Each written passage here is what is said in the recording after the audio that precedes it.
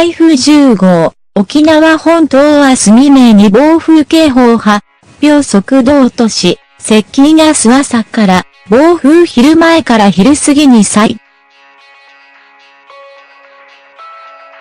風10号は20日午後6時現在、南大東島の南南西約240キロにあり、1時間におよそ15キロの速さで北北西に進んでいる。今後、南大東島の南海上を発達しながら北西に進み、大東島地方に20日夜遅く、沖縄本島地方には21日昼前から昼過ぎに最接近する見込み。沖縄気象台は21日未明に暴風警報を発表する予定だ。20日午後6時現在、台風10号の中心気圧は985ヘクトパスカルで、中心付近の最大風速25メートル、最大瞬間風速35メートル。21日午前6時には那覇市の東南東約120キロに達し、予報円の中心から半径170キロ以内では風速25メートル以上の暴風域に入る恐れがある。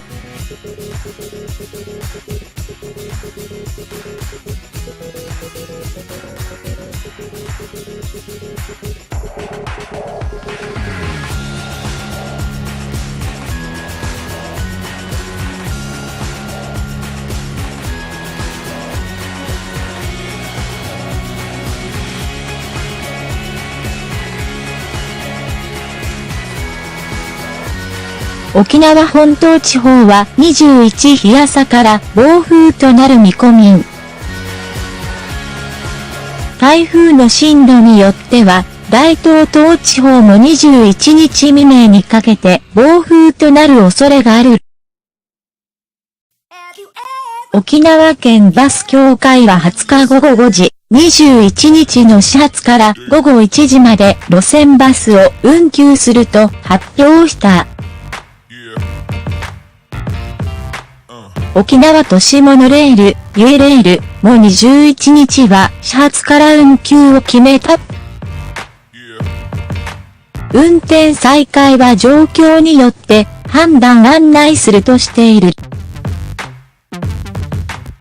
沖縄本島地方と大東島地方では21日にかけてうねりを伴って大しけとなる。沖縄気象台は20日午後4時33分、沖縄本島地方に波浪警報を発表した。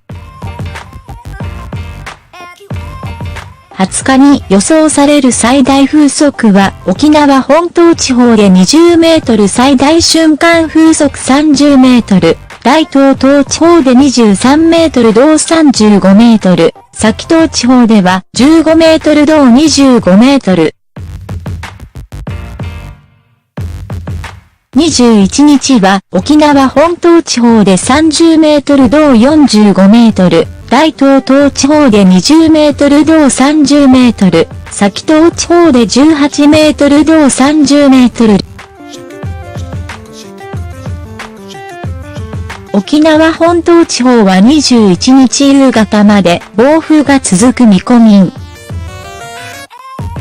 積乱雲が発生し、激しい突風による被害の起こる恐れもあり、沖縄気象台が警戒を呼びかけている。